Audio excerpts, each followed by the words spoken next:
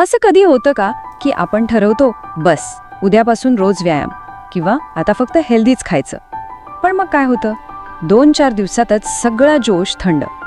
हे आपल्या सगळ्यांसोबतच घडतं नाही का? पण थांबा, आज आपण यावरच एक असा उपाय पाहणार आहोत जो इतका सोपा आहे की त्यावर विश्वासच बसणार नाही. पण स्वतःला बदलणं इतकं अवघड का असतं? यामागे ना एक सायंटिफिक कारण आहे. आणि चांगली गोष्ट काय माहितीये, यात आपली काहीच चूक नाहीये. खरं तर आपण आतापर्यंत सवयी लावण्यासाठी चुकीचाच मार्ग वापरत आलो आहोत. एक उदाहरण घेऊया. नवीन वर्षाचे संकल्प. सुरुवातीला किती जोश असतो, पण काही आठवड्यांतच सगळी हवा निघून जाते. असं का होतं? कारण आपण ध्येय खूप मोठी ठेवतो आणि फक्त मोटिवेशनवर अवलंबून राहतो. पण मोटिवेशन कसं असतं माहितीये? एखाद्या लाटेसारखं. ते येतं आणि जातं, आणि एकदा का ते गेलं की आपण पुन्हा पहिले पाडे 55. हे चक्र आपल्या सगळ्यांच्याच ओळखीचं आहे नाही का? एकदम उत्साहाने सुरुवात करायची आणि शेवटी सगळं फिसकटल्यावर स्वतःलाच दोष देत बसायचं. ही जी निराशा येते ना, अपयशाची भावना, ती खूप त्रासदायक असते. आपला आत्मविश्वासच कमी करून टाकते. पण जर मी असं म्हटलं की या चक्रातून बाहेर पडण्याचा एक एकदम सोपा मार्ग आहे, तर स्टॅनफोर्ड युनिव्हर्सिटीचे बिहेवियर सायंटिस्ट आहेत BJ फॉग. त्यांनी एक पद्धत शोधून काढली आहे, टायनी हॅबिट्स.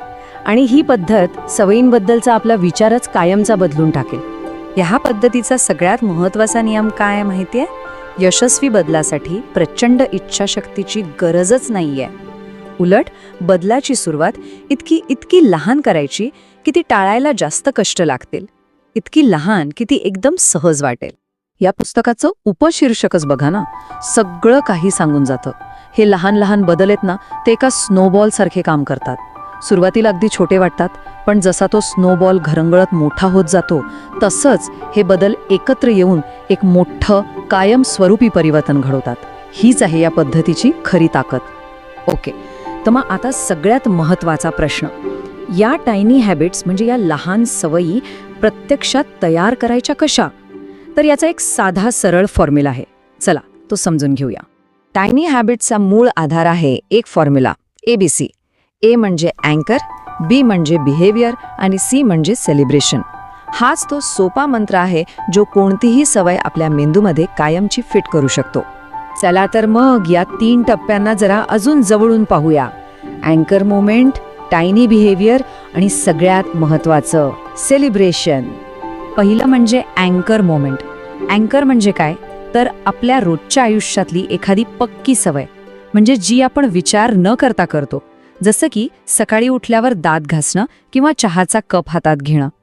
आपण याच सवयींना एका हुकसारखं वापरणार आहोत आणि आपली नवीन सवय त्यात अडकवणार आहोत. आता दुसरं, टायनी बिहेवियर, म्हणजे जी नवीन सवय लावायची आहे तिचं अगदी छोटंसं बाळरूप, इतकं लहान की ते करायला 30 सेकंड पण लागू नयेत. उदाहरणार्थ, रोज 1 तास वाचन करेन असं नाही, तर फक्त पुस्तकाचं 1 पान उघडेन. किंवा रोज व्यायाम करेन असं नाही, तर फक्त 2 पुशअप्स करेन. आणि आता येतो या फॉर्म्युल्याचा सगळ्यात शक्तिशाली भाग, सेलिब्रेशन. म्हणजे ती लहानशी कृती पूर्ण केल्या केल्या लगेच स्वतःला शाब्बासकी द्यायची. मनातल्या मनात वा मस्तच असं म्हणा, किंवा चेहऱ्यावर एक मोठं हसू आणा.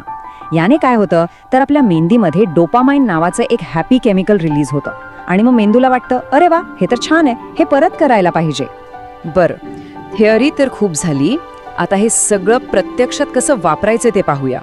म्हणजे तणाव कमी करायचा असेल, झोप सुधारायची असेल किंवा कामावर लक्ष केंद्रित करायचं असेल, तर हा ABC फॉर्म्युला कसा कामी येतो ते बघूया.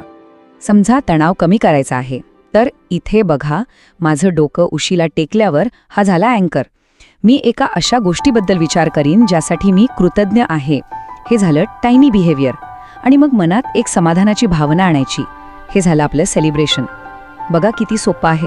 याने दिवसभराचा सगळा ताण कमी होऊन मन कसं शांत होतं.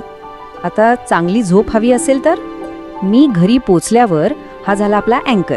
माझा फोन बेडरूममध्ये नाही तर किचनमध्ये चार्जिंगला लावेन. हे झालं टायनी बिहेवियर. ही एक इतकी छोटीशी सवय आहे, पण रात्री झोपण्याआधी फोनवर स्क्रोलिंग करण्याची सवय मोडायला किती मदत करते बघा. आणि मग झोपेची क्वालिटी आपोआप सुधारते. कामावर लक्ष लागत नाहीये तर हा फॉर्म्युला तिथेही उपयोगी पडतो. मी माझं डेस्क साफ केल्यावर हा अँकर 45 मिनिटांचा टायमर लावेन. हे टायनी बिहेवियर या एका छोट्याशा कृतीने कामावर फोकस करणं आणि कामाची टाळाटाळ करणं दोन्ही थांबवणं खूप सोपं होऊन जातं. तर आता आपण ह्या विश्लेषणाच्या समारोपाकडे आलो आहोत. या सगळ्याच्या मागे एक महत्त्वाचं तत्वज्ञान आहे, ते समजून घेऊया आणि बदलाच्या दिशेने आपलं पहिलं छोटंसं पाऊल उचलण्यासाठी तयार होऊया. आणि हा सगळ्यात महत्त्वाचा मुद्दा आहे. लक्षात ठेवा, टायनी हॅबिटचं खरं ध्येय ती छोटी कृती पूर्ण करणं नाहीये, तर प्रत्येक वेळी मी यशस्वी झाले ही भावना अनुभवणं आहे. ही जी पॉझिटिव्ह भावना आहे ना, तेच आपल्या मेंदूसाठी खरं इंधन आहे. तेच सवयीला वाढवतं. एक गोष्ट पक्की लक्षात ठेवा, भावना सवयी निर्माण करतात, इच्छाशक्ती नाही. तर आता विचार करण्याची वेळ आहे. अशी कोणती एक अगदी लहान, इतकी लहान की हसू येईल अशी कोणती सवय आहे जी उद्यापासून सुरू करता येईल? कदाचित सकाळी उठल्यावर फक्त एक घोट पाणी पिण्याची, किंवा रात्री झोपण्यापूर्वी फक्त एकाच पानाचं वाचन करण्याची. जास्त विचार करू नका. सुरुवात अगदी लहान करा आणि बदलाची ही जादू स्वतःच अनुभवा.